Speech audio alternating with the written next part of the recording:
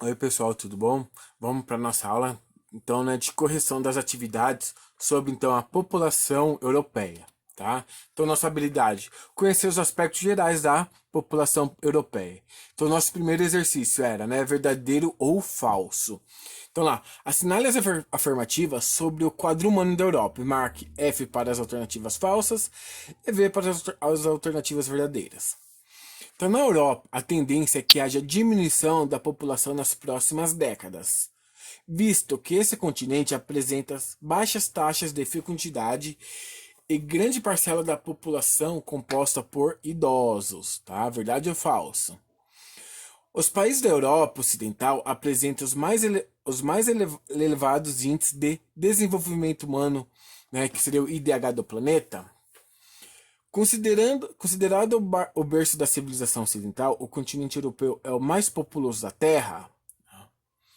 Rússia, Alemanha, França, Reino Unido e Itália são os 5 países mais populosos da Europa. Em razão de sua pequena extensão territorial e seu grande contingente populacional, a Europa é um continente mais povoado, ou seja, apresenta maior número de habitantes por quilômetro quadrado entre todos os continentes. Então vamos lá, né? Primeiro é verdadeiro, né? Então a Europa tem essa tendência realmente na diminuição da população, tá? Até pelo fato que boa parte ali, como fala, né, é composta aí por idosos, né? Segundo também verdadeiro, né, que a maior parte dos países do território europeu apresenta um DH elevado, né, da Europa Ocidental principalmente. Próximo ele é falso, né? Considerado o berço da civilização ocidental, o continente europeu é o mais populoso da Terra? Não, o continente europeu ele não é o mais populoso, tá? O continente mais populoso é o continente asiático, né? Então Rússia, Alemanha, França, né? Esse aí também é verdadeiro.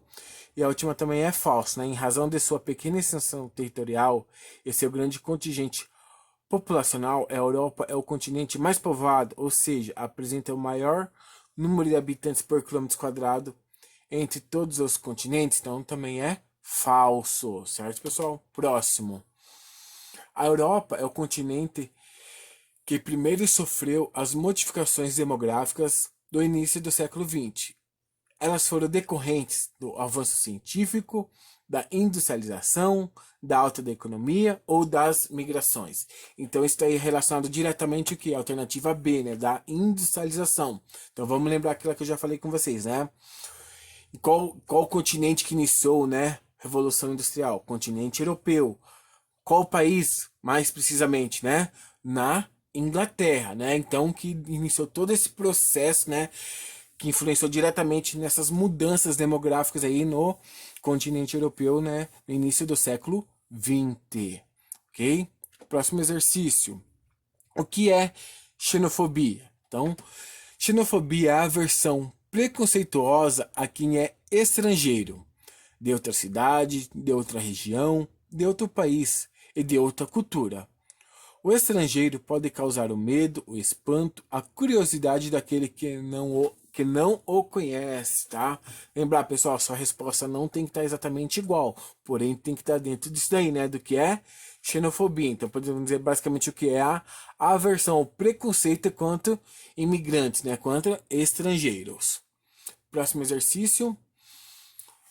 Um fenômeno importante que vem ocorrendo nas últimas décadas é o baixo crescimento populacional na Europa, principalmente em alguns países como a Alemanha e a Áustria, onde houve uma brusca queda na taxa de natalidade. Esse fenômeno é especialmente preocupante pelo fato de que a maioria desses países já ter chegado a um índice inferior ao nível de renovação da população, estimado em 2,1 filhos por mulher. A diminuição da natalidade europeia tem várias causas, algumas de caráter demográfico, outras de cultural e socioeconômico.